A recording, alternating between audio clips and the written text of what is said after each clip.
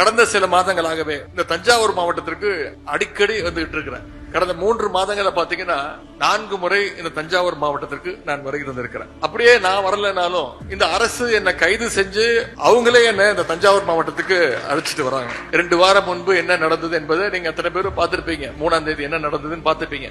இந்த கைது நடவடிக்கைக்கெல்லாம் பயந்தவன் கிடையாது இந்த உதயநிதி என்பதை இந்த அரசுக்கு இந்நேரம் தெரிஞ்சிருக்கும்.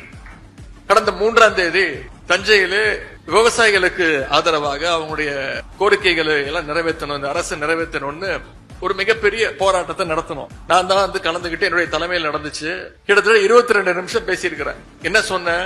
காவேரியில தண்ணி வரல, அது மட்டும் சொல்லல, அதை விட இன்னும் நிறைய பேசியிருக்கிறேன். டம்மி முதலமைச்சர் அப்படின்னு ஒரு கேடுகட்ட அரசாங்கம் அமைஞ்சிருக்கு, வெக்கங்கட்ட முதலமைச்சர் அமைஞ்சிருக்கிறார் தமிழ்நாட்டுக்கு அப்படின்னு சொன்னேன். அதற்கெல்லாம் அவங்களுக்கு கோவம் வரல. காவேரியில தண்ணி வரலன்னு சொன்னு கோவம் வந்துருச்சு.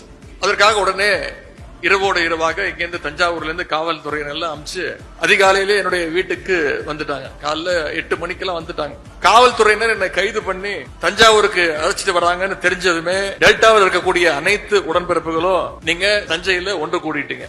தஞ்சாவூர் போனா நிச்சயம் நம்மளால சமாளிக்க முடியாதுன்னு அண்ணன் துரை சந்திரசேகரன் சொன்னாங்க. பாத்தீங்களா, காவல்துறையினர் வண்டிய செங்கிப்பட்டி ஸ்டேஷனுக்கு திருப்பிட்டாங்க. அது மட்டும் இல்ல, நீதிமன்றத்துல இந்த அரசு போய் மன்னிப்பு கேட்டுச்சு. என்ன சொன்னாங்க? நாங்க அவரை கைதெல்லாம் பண்ணலைங்க, விசாரிச்சுட்டு விட்டுருவோம் அப்படின்னு பல்ட்டி அடிச்சாங்க.